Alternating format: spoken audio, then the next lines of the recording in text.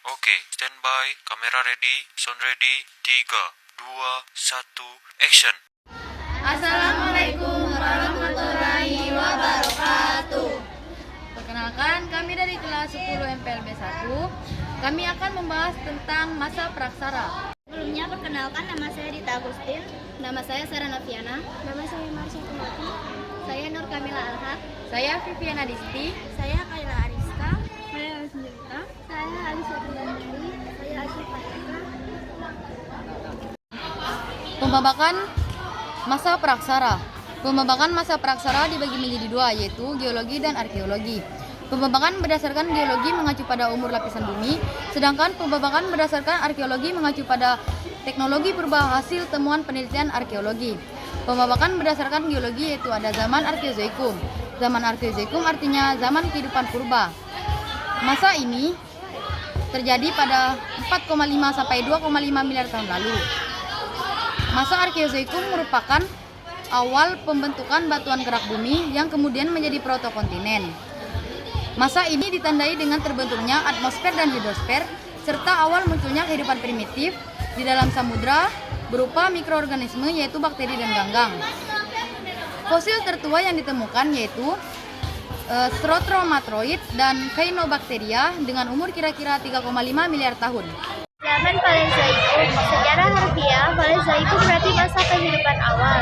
Zaman ini berlangsung pada 2,5 miliar sampai 245 juta tahun lalu yang ditandai dengan perkembangan atmosfer dan hidrosfer, serta kehidupan mikroorganisme bersel tunggal menjadi bersel banyak seperti Eukaryotes dan Prokaryotes.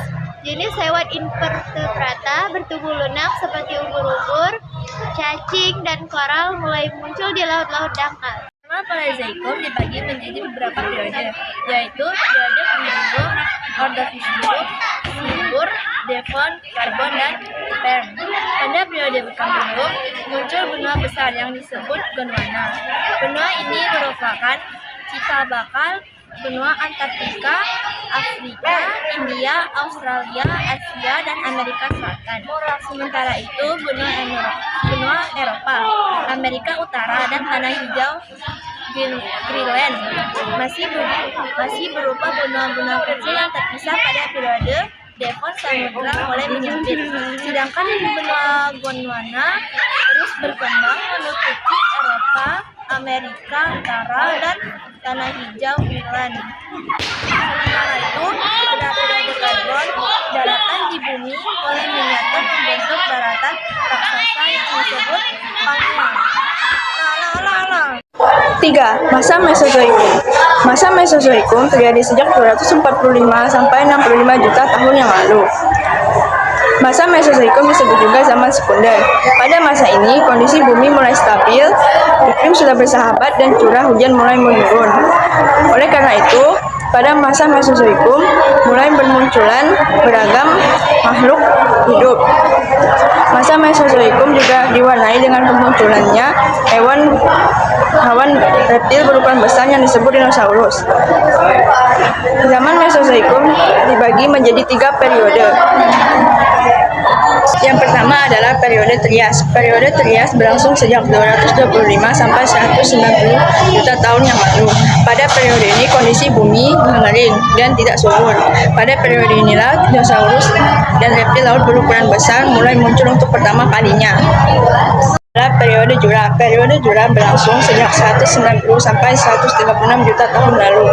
Pada periode ini dinosaurus dan Tyrannosaurus berkembang menjadi penguasa daratan.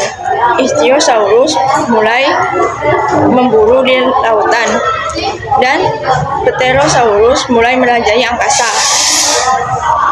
Adalah periode Kapur. Periode Kapur berlangsung sejak 136 sampai 65 juta tahun yang lalu. Pada periode ini, dinosaurus mengalami kepunahan karena terjadinya perubahan drastis iklim dari iklim hangat menjadi iklim dingin.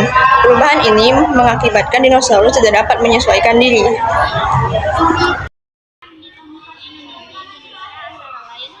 Zaman Neozoikum atau Kenozoikum 65 sampai 1,8 juta tahun lalu. Masa Neozoikum atau Kenozoikum berlangsung pada 65 sampai 1,8 juta tahun lalu dan dikenal dengan zaman kehidupan baru. Istilah Neozoikum muncul didasarkan pada kepunahan binatang-binatang raksasa dan munculnya jenis kehidupan baru yang mirip dengan makhluk hidup saat ini. Kehidupan pada masa Neozoikum terbagi menjadi zaman tersier dan kuarter. Zaman tersier berlangsung pada 65 sampai 1,8 juta tahun lalu. Pada zaman tersier muncul primata dan burung tidak bergigi berukuran besar seperti burung unta. Selain itu, muncul fauna laut seperti ikan, moluska, dan echinodermata yang sangat mirip dengan fauna laut sekarang.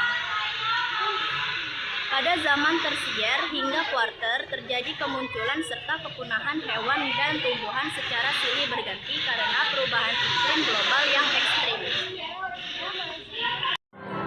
2. Zaman kuarter. Zaman kuarter terjadi 1,8 juta tahun lalu. Zaman kuarter dibedakan menjadi dua, yaitu Pleistosen dan Holosen. Kala Pleistosen dimulai 1,8 juta tahun lalu dan berakhir 10.000 tahun lalu. Kala Pleistosen diikuti kala Holosen yang berlangsung sampai sekarang. Pada kala Pleistosen, paling sedikit terjadi 5 kali pada zaman es atau zaman glacial. Pada zaman glacial, sebagian besar daratan Eropa, Amerika Utara, dan Asia bagian utara tertutup es. Pada zaman inilah, kehidupan masa praksara di Indonesia dimulai, yang ditandai dengan kehadiran manusia-manusia purba. Pembabakan berdasarkan arkeologi. Pembabakan masa praksara berdasarkan arkeologi dilakukan dengan mengkaji benda-benda peninggalan masa lampau. Benda-benda tersebut dapat berupa perkakas rumah tangga, patung, coretan di gua-gua, dan fosil purba. Periodisasi masa praksara berdasarkan arkeologi dibagi menjadi dua zaman, yaitu zaman batu dan logam. Zaman batu. Zaman ini disebut zaman batu karena sebagian peralatan yang dihasilkan pada zaman ini terbuat dari batu. Zaman batu dibagi menjadi beberapa zaman.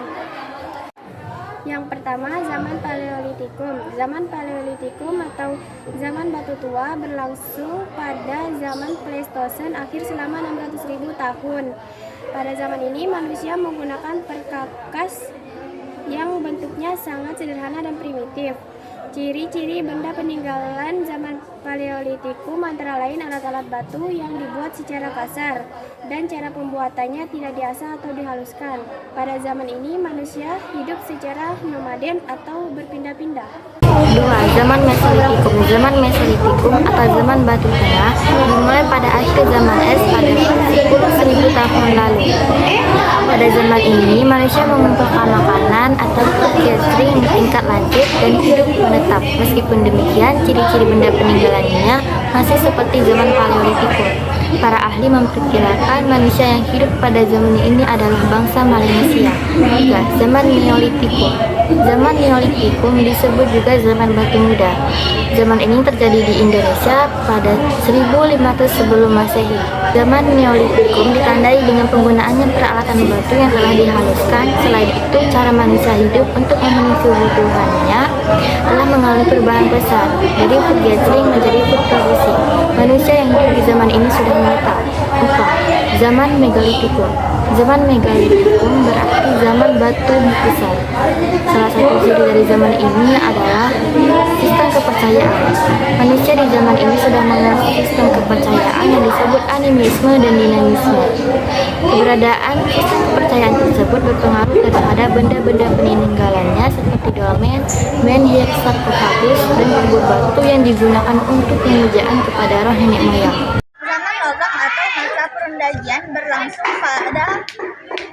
ketika manusia sudah mampu membuat peralatan logam.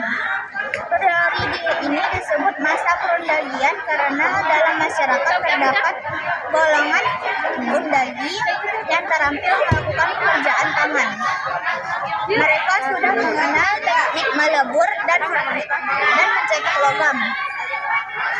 Alat-alat besi yang ditemukan di Indonesia berupa alat-alat keperluan sehari-hari seperti pisau, sabit, mata kapak, pedang, dan mata tombak. Adapun peralatan logam dari logam yang ditemukan di Indonesia antara lain kapak, corong, dan moko.